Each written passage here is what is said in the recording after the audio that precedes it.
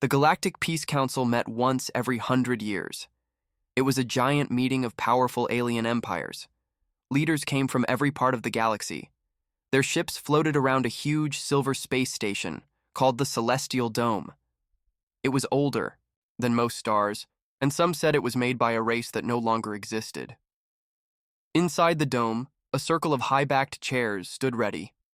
Each chair had a symbol, the mark of a species or a world. Some chairs were plain, others covered in gold, crystals, or strange lights. Every leader sat in their place, whispering to one another, waiting for the final arrival. But one seat stayed empty. It was black and simple, marked only by the blue and green symbol of Earth. The seat for humanity. "Are they late?" asked Chancellor Drock of the Creel Empire. His voice was deep, almost like thunder. "They're humans," said a tall, thin alien beside him. "They never arrive early, and they never speak first." "But they always come," Drock grunted. "Where are they?" The air grew tense. It had been many years since the humans last spoke at a council meeting. Some said they were growing, distant. Others believed they were simply watching, waiting. A soft chime echoed through the dome. Everyone turned, the doors opened, and one human walked in. He was alone. No guards. No assistants. No flags or lights or symbols. Just a man in a gray uniform with calm eyes and a quiet face. His boots made no sound as he stepped across the shining floor. "That's it," someone whispered. "Just one?" The human said nothing. He walked past every leader, not looking at any of them. He didn't smile. He didn't nod. He didn't show fear or anger. He was completely calm. He reached the human seat but didn't sit down. Instead, he placed a small silver chip on the table. Then he spoke. His voice was soft, but every ear in the chamber heard it clearly. "Earth will not join these peace talks. We have recorded our answer. You may play it after I leave." He turned around and walked out the same way he came. Nobody moved. Nobody spoke.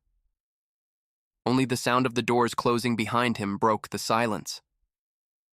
"Play the chip," said a voice after a long moment.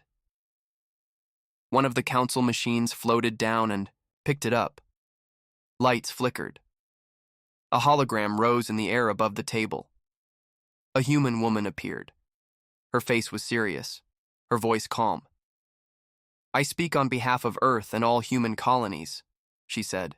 "We reject these peace talks, not because we hate peace, but because this council does not understand it." Whispers filled the chamber again. The woman continued. "Long ago, we came to this table in good faith. We shared our knowledge. We gave aid. We protected the weak. We followed the rules. But what did we receive in return? The hologram changed. It showed images of betrayal. A convoy of human ships being attacked by allied fleets. A human ambassador poisoned. Earth colonies burned. And documents, proof of lies, hidden deals, and broken promises by the very empires sitting in that room." "Earth remembers," the woman said. "You speak of peace but act with knives. You smile with your mouths and strike with your hands." Her voice grew colder. "We watched. We waited. We hoped you would change. But now we understand. Peace here is a game, and we do not play games with lives." She paused. The room held its breath. "We do not come to threaten. We do not come to beg. We come to say this. Earth is leaving this council, not because we are weak, but because we are done talking." The screen glitched for a second. Then another image appeared just for a moment, a ship, huge, dark, unlike any known design. Then the screen went black. Silence filled the dome. The leaders looked at each other. No one knew what to say. Drock finally broke the silence. "What? Was that ship?" No one answered. Outside the celestial dome, the stars seemed to grow quieter. Earth had spoken, and the galaxy was no longer sure what came next. The council chamber stayed quiet long after the human left. Leaders from across the galaxy sat still, watching the empty black screen. Some looked confused, others looked angry, a few looked afraid. "Replay it," said High Speaker Zorath of the Eldari. His voice was sharp and cold. "We must be sure what we saw." The council machine played the message again. The human woman's face appeared once more. Her voice repeated the same words. Calm, cold, final. They all watched the same things, the betrayals, the lies, the broken deals. Some tried to deny it, but the evidence was clear. Ships destroyed, ambassadors killed, treaties twisted, but what shook them the most was the final image. The ship. It only appeared for a second, but in that second, every eye saw something strange. It didn't look like any Earth design. It had no windows, no markings, no light. Just a black shape floating in space, as if it had been carved from the void itself. "Zoom in on that ship," demanded Chancellor Drock. "I want details. Engine type, size, weapons." The council machine tried to replay that part. It froze. The image blinked. Static filled the screen. "No good," said the tech officer. "The video was protected. That part was scrambled." The Eldari speaker narrowed his eyes. "They let us see just enough." One young diplomat from the small planet of Valari looked around and whispered, "Was it a threat?" "No," said a quiet voice. It was the Talari Queen, old and wise. Her long blue fingers tapped the table. It was a warning. Drock stood up. "Humans don't warn. They act. We must prepare. Their fleets are strong, and their technology may be greater than we believed." "But why now?" asked Zorath. "Why leave the council at this moment?" Everyone began talking at once. Some called for an emergency defense plan. Others wanted to send a peace team to Earth. A few thought this was all a trick. "We need more data," someone said. "Find out what Earth is really planning. Send scouts. Send spies. Send messages." But one voice cut through all the noise. It came from the council's historian, a quiet alien named Varn. He was old, with silver skin and slow speech, but he had read more about humans than anyone in the chamber. "They warned us before," Varn said. The room fell quiet again. "In the early days," he continued, "when Earth first joined the council, they were friendly, hopeful. They shared food with starving worlds. They gave weapons to weak colonies under attack. They even offered medical help during the Red Plague." "Yes, we remember," said Zorath. "But what does that matter now?" "It matters," said Varn, "because they stopped." The chamber listened. They began to pull back. One ship here, one ambassador there. They said less, smiled less, helped less. For years they were watching. He looked around slowly, and we were not watching them. "Then what do you suggest?" Drock growled. "We sit and do nothing?" Varn shook his head. "No, I say we find out where they've gone. Earth has colonies, bases, friends. If we reach them, we might understand what comes next." Someone laughed. "What friends? Most species fear humans now. Even those they helped once don't speak of them anymore."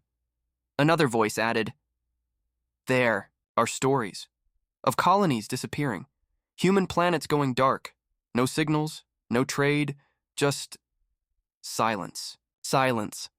The word hung in the air.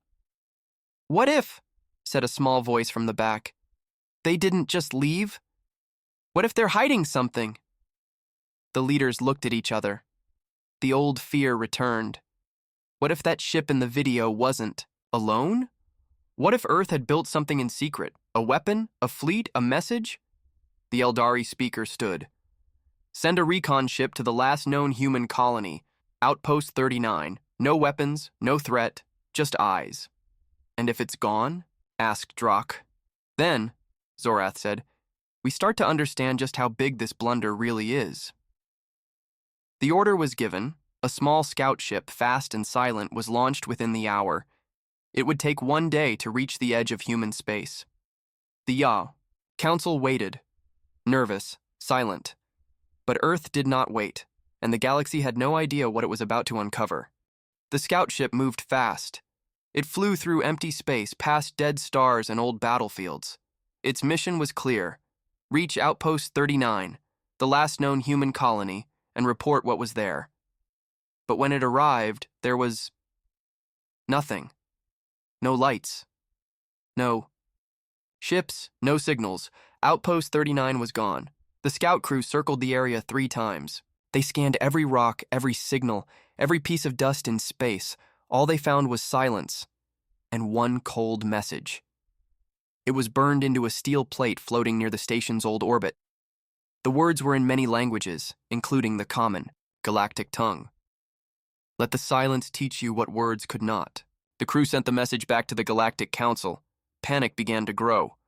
What does it mean? Someone asked. It means they're erasing their presence, said Varn, the historian. They don't want to be found. But why? Asked a young general. Why remove everything? Why leave no trace? Zorath, the Eldari speaker, leaned forward. Because they're preparing for something.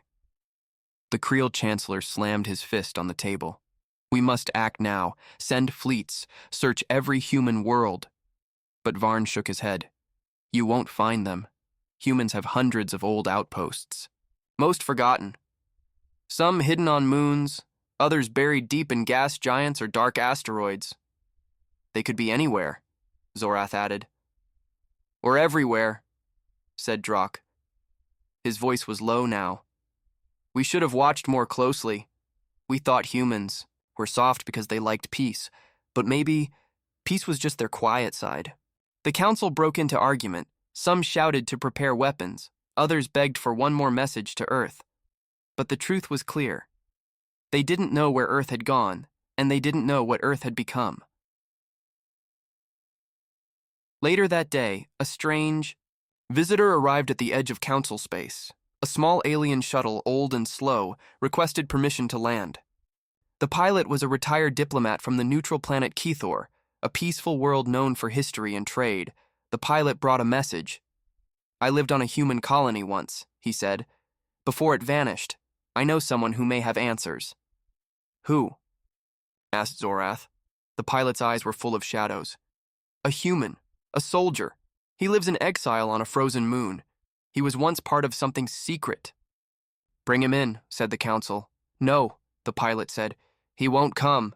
He said if you want answers, you must go to him. Why should we trust this man? Drock growled. The pilot looked down. Because he warned me once. Years ago. He said, one day the stars will go quiet, and the council will finally listen. I think that day is now. They sent a ship. A small group of leaders traveled to the frozen moon. Ice storms howled across its surface. The base was hidden. Beneath a mountain, protected by old Earth tech. No signals escaped it, no heat, no light. Inside, they found the human. He was tall, with gray hair and a face full of scars. He wore no uniform, just a simple coat and gloves. His name was Marcus Rell. Once, he had been a fleet commander. Now, he lived alone. Zorath stepped forward. You know why we're here? Marcus nodded.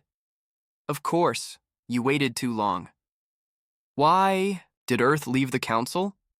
Marcus looked at him. You already saw the message. You just didn't understand it. Then help us, said the Talari Queen. Tell us what's coming. Marcus walked to a wall and pressed a button. A screen lit up. It showed images. Not of war, but of silence. Empty colonies. Clean rooms. Powered down machines. Bases buried in sand. Cities without people. Earth didn't just leave, Marcus said. We erased ourselves. Because peace talks were never real. They were just delay tactics. While you debated, others prepared for war. And Earth? Earth prepared for survival. Zorath frowned. Survival from what? Marcus stared into space. Everything. He turned to them. You laughed at us, betrayed us. But we kept building, not to conquer, but to disappear, until it was time. Time for what? Asked the Queen. Marcus didn't answer. He just walked into the snow, leaving his words behind. You won't find Earth, but Earth will find you. Back at the council, leaders listened to the report in silence. They had searched for answers. They found only fear. The council chamber grew darker with each passing day. Fear had taken root. Plans were whispered in secret. Empires once proud were now full of doubt. And Earth? Earth remained silent, no signals, no trade, no ships. It was like they had vanished into the shadows of space. But one council member refused to sit still. High Speaker Zorath called a secret meeting in a private chamber deep inside the celestial dome. Only 5 trusted members were allowed in, those who had the power to act without asking questions. We cannot wait, Zorath said.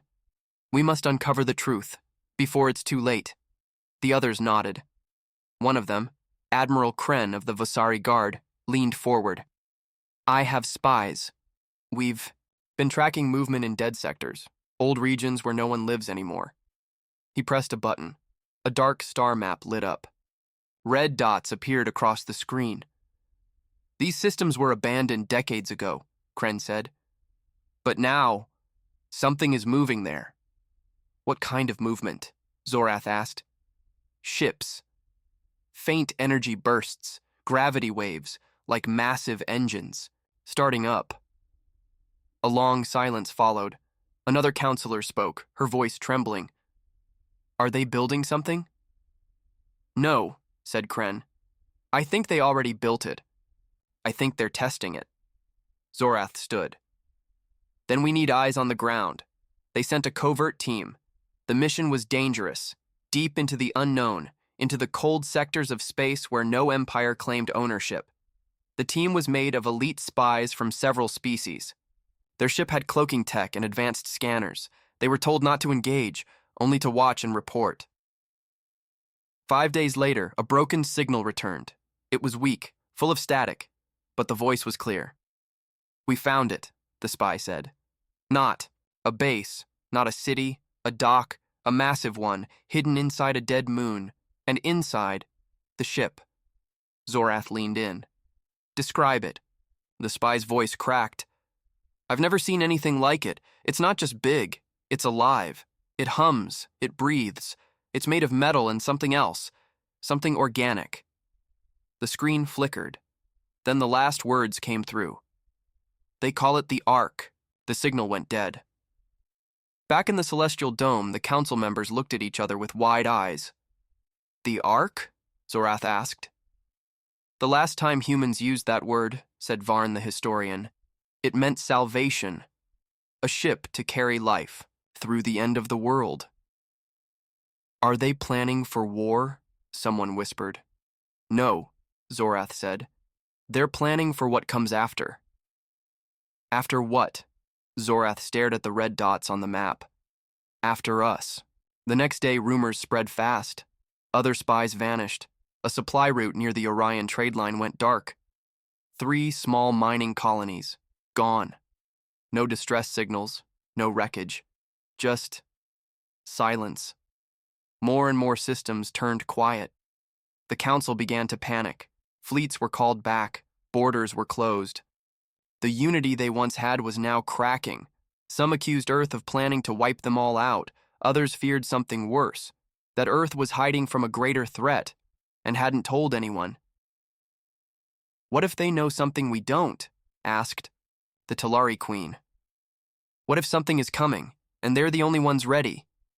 No one had answers. No one dared speak it aloud.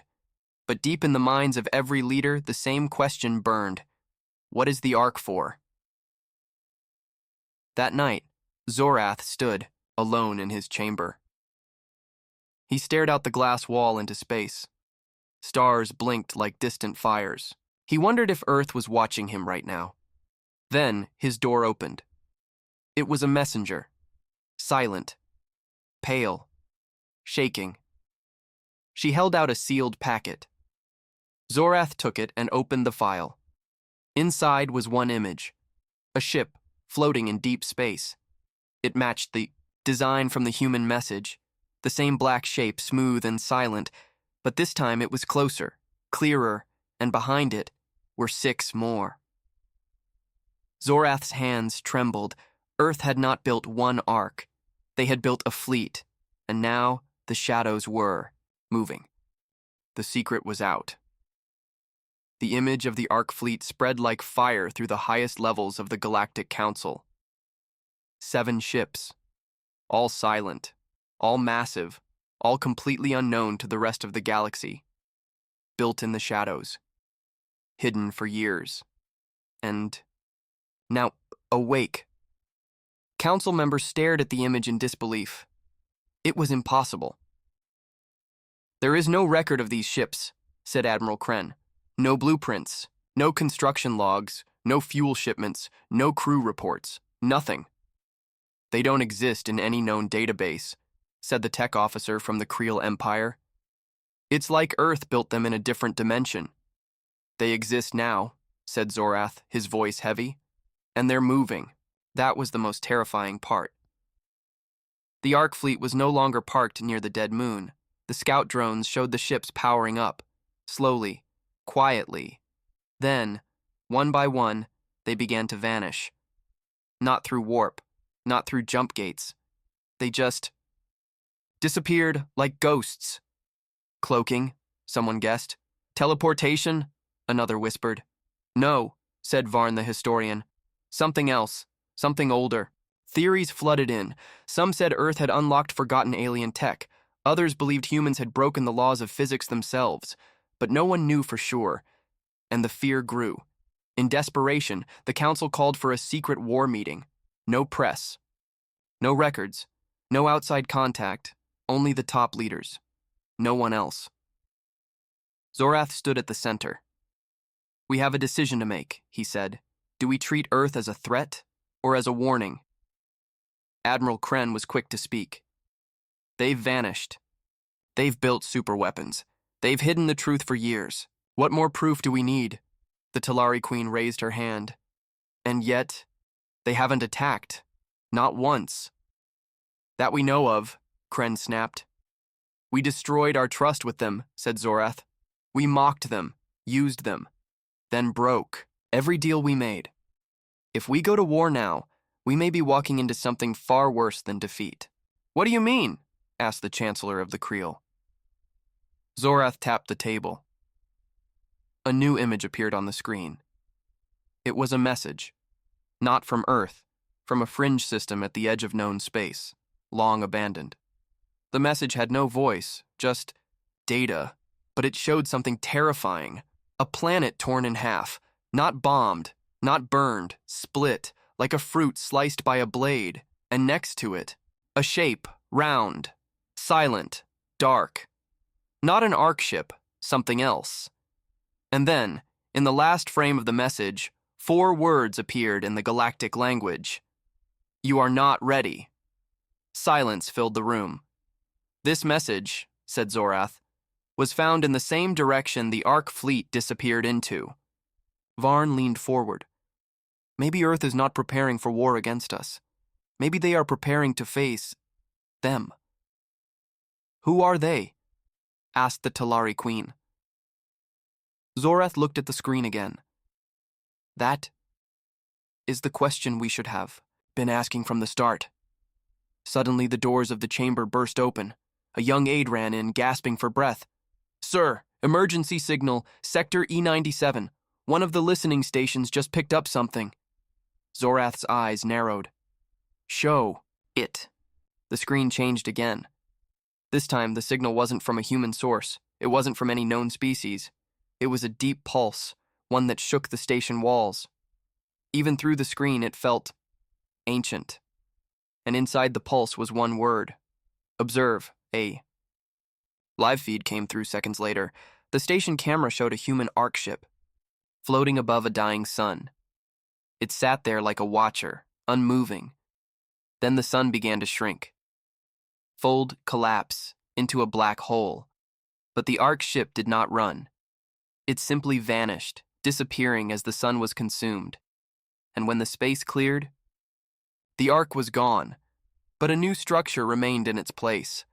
A ring, massive, metallic, floating where the sun had once been. It was not human-made, and no one could explain it. The feed ended. The room was dead silent. Finally, Zorath spoke. Earth didn't just build ships. They built shields. For a war we didn't see coming. For 3 days, the Galactic Council said nothing. No statements, no meetings, no press updates. Leaders across the stars waited in fear. Something had changed. The galaxy felt different. The Arc ships had moved again, and this time, they didn't vanish silently. They left a message. It wasn't sent over channels. It wasn't broadcast to every ship or empire. It didn't even come from Earth.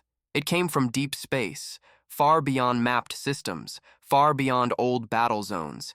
It came from the void, a dark place with no stars, no light, no life. The Council named it Sector Null, and from Sector Null came only 3 words: "You broke trust." The message repeated every hour, always the same words.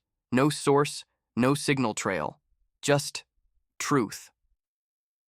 Speaker Zorath called a quiet meeting with Varn, the historian. They sat alone in the high library, an old place with no cameras, just paper, stone, and silence.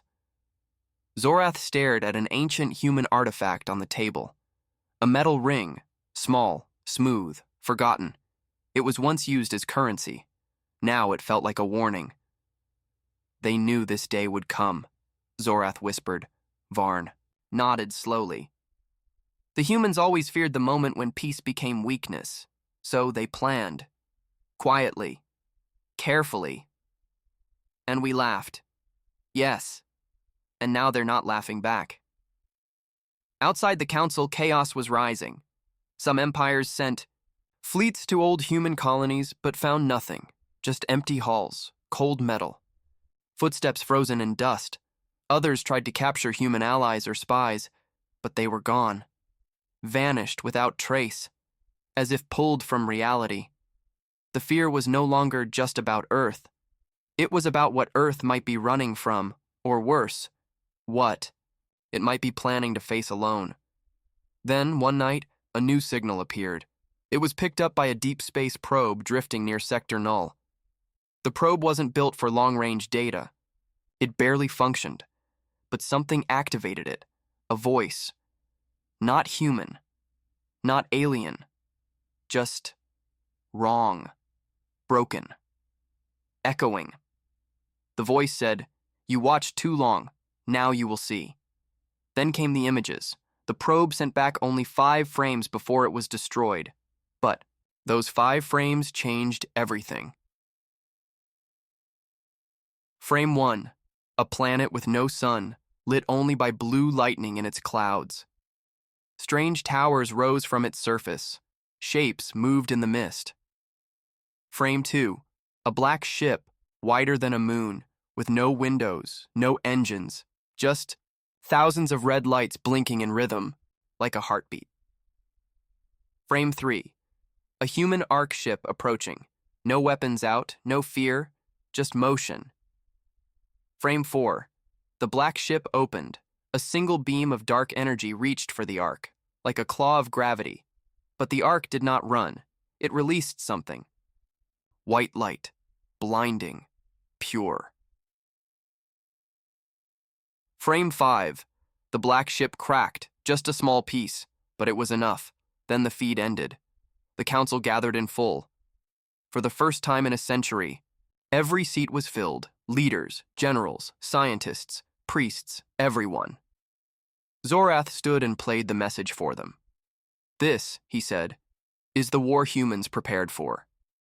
Not against us, not against empires, but against them, the others.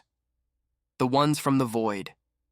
"They knew," whispered the Talari queen. "They've been building these arcs as weapons?" asked the Creel warlord. "No," Zorath replied. "Not just weapons, shields, tools. Answers to a question we didn't know how to ask." "Then why didn't they tell us?" the young Altari prince asked. "Why didn't they warn us?" Varn stood now. His face was pale. "They did," he said. "Hundreds of times. But we called them paranoid, backward, too emotional, too human." The council chamber fell into silence again. Then, the floor lights flickered. A new signal came through, direct to the council. Not intercepted, not hacked, sent with purpose. From Earth. For the first time in months, Earth had spoken, and this time it was not silent. A human face appeared. It was a woman. Middle-aged, calm, dressed in gray. Behind her, stars glowed through a ship's window. She spoke. "To the council. We are not enemies, we never were. But the path you chose left us alone. So we walked it. Alone. We built the arcs not for revenge, not to threaten, but because something is coming. Something we faced once before and barely survived." The others do not speak. They do not negotiate. They do not stop. They consume. The woman paused. Her eyes were tired. "We asked for help once. You laughed. We begged for peace. You took it as weakness. So now we offer no requests. Only this warning. Prepare." The screen went black. No coordinates. No reply channel, just silence. Then a final signal followed. One word. Soon. And with that, Earth vanished again. No trace, no sound. But everyone in the council chamber knew the truth.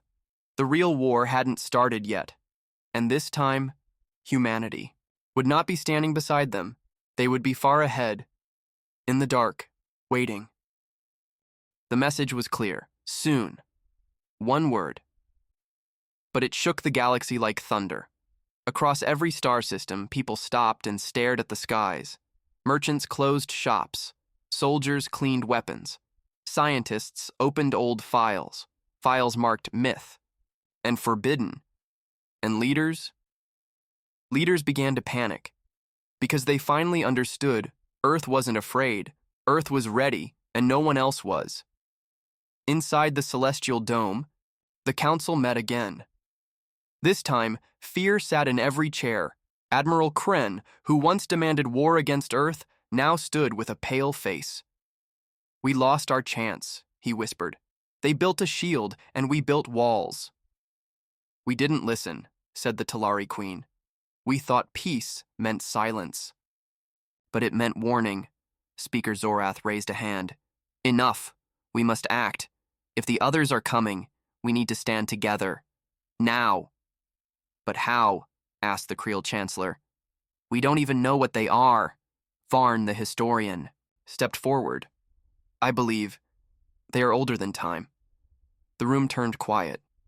Varn placed an old book on the table. It was human-made. A copy of Earth's earliest stories.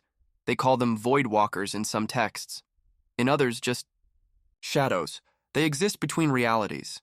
They don't build. They don't create. They only consume energy, matter, life. "Why now?" someone asked. "Why come now?" Zorath answered. "Because something woke them. And I think we did." The theory was terrifying. Somewhere, in the far reaches of space, a forgotten relic, an ancient ruin, had been uncovered by accident. Perhaps by a mining drone, perhaps by an explorer, and whatever it was. It had called to the void. That was why the Ark ships moved. Not to threaten, but to intercept.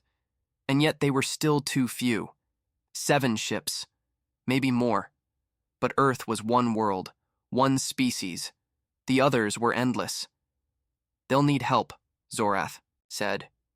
"No," Varn replied. "They gave us a chance. They warned us. We didn't listen. Now, they don't trust us." The council fell into silence again. Then something unexpected happened. A fleet appeared above the galactic core. Not a war fleet, a rescue fleet. It wore Earth's colors, but no Earth flag. They called themselves the Lost Legion. The fleet commander, a tall man with silver hair and a voice like steel, sent a simple message. "We are human, but we answer to no world, only to survival. The others are real. We've seen them, fought them, barely escaped. The Arcs are buying us time, but time is running out." If the galaxy wants to live, meet us at point 0. And then he sent coordinates. They led to the edge of the known galaxy, a quiet place, a system with no sun, just darkness. But near it, something massive, a structure the size of a small moon, not built by the Council, not even by humans. It was ancient, floating, dead. Until now. One of the Lost Legion ships activated the structure. Its walls lit up with blue fire. Symbols glowed across its surface. It's a gate, the Legion commander explained. A deep one. A bridge to where the others live. Where the Arcs have gone. Zorath's voice cracked. You want us to follow? No, the commander said. We want you to stand. With us, on this side, before the gate opens from the other. The galaxy had a choice. Stay afraid, or rise together. Slowly, fleets began to move. The Creel sent warships. The Talari sent healers. The Vasari Guard sent their best engineers. Even the Altari, a peaceful race of thinkers, sent memory orbs, gifts of knowledge from thousands of worlds. And in the heart of Point 0, the gate waited. The storm was coming. Ships, lined up like old warriors before a final battle. Then the gate opened. It was silent, cold, like space itself had split open, and from the dark beyond came light, not a star, not fire, but a human ship. Damaged, cracked. It was one of the Arcs, barely holding together. Its lights flickered, its engines groaned. It drifted into the light of the galaxy, and a signal followed, not in words, in images. The Council watched in silence. They saw the void, a place of black oceans and twisted suns. They saw the others, tall, shapeless, not made of matter, not made of reason. They moved like smoke, fought like gravity, died like silence, and they saw Earth's ships fighting them. One by one, Arc ships blinked out, not destroyed, sacrificed. Each time a piece of the void screamed and shattered. The message ended with the final image, a group of humans. Standing, together in front of a glowing device. All of them had scars. All of them had seen too much. And above them were 4 words. This is our stand. The Council finally understood. Earth wasn't waiting for help. They were holding the line, alone, until... Now, Speaker Zorath stood before the galaxy's leaders. No more silence, he said. No more fear. We stood by once. We will not stand by again. He raised his hand. Ready the fleet. Every ship. Every hand. This storm is not just for Earth to face. It belongs to all of us now. And from the edge of the stars, the Arc ship lit its engines, wounded, still fighting, still flying, into the storm. The galaxy had never seen a fleet so large. From every empire, every system, every race, ships came. Warships, scout ships, medical carriers, even old mining freighters fitted with makeshift weapons. Every engine burned toward one place.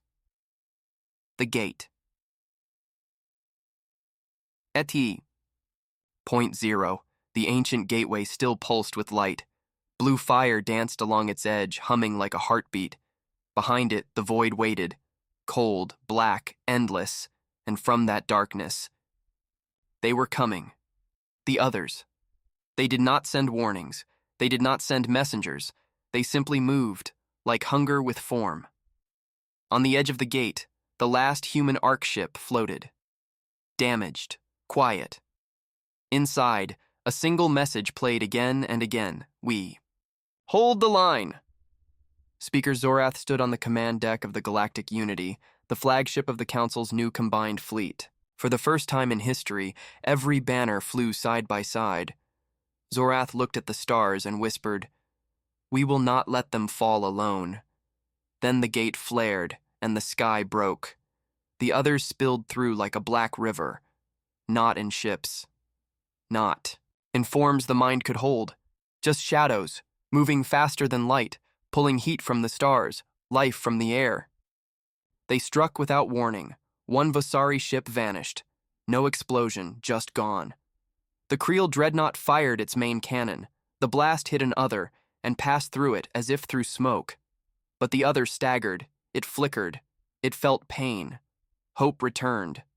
Zorath gave the order, "All ships, fire!" The galaxy roared. Beams of light, missiles, plasma bolts, energy spears, all slammed into the darkness. Some passed through, some struck, some made the shadows scream. But the others kept coming. That's when Earth returned. Not from behind. Not from safety. From within the void. 6 arc ships, burned, battered, glowing with strange light, burst from the darkness, and behind them, something larger, something old. It looked like a planet, but it moved. It pulsed with white energy. Covered in scars, rings of broken ships orbited it like armor. It was the core, a weapon, a station, a secret Earth had hidden for centuries. Inside it, something impossible, a living star, held in place by human tech. It was Earth's final answer. Weapon not to conquer, but to cleanse.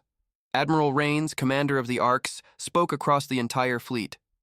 This is the endgame. We don't run. We don't retreat. We hold the line, here. If we fall, you fall. If we burn, they burn with us. Fire the core. The core lit up. A beam of white energy burst from it, sweeping across the battlefield. Every other it touched, dissolved, screamed, died.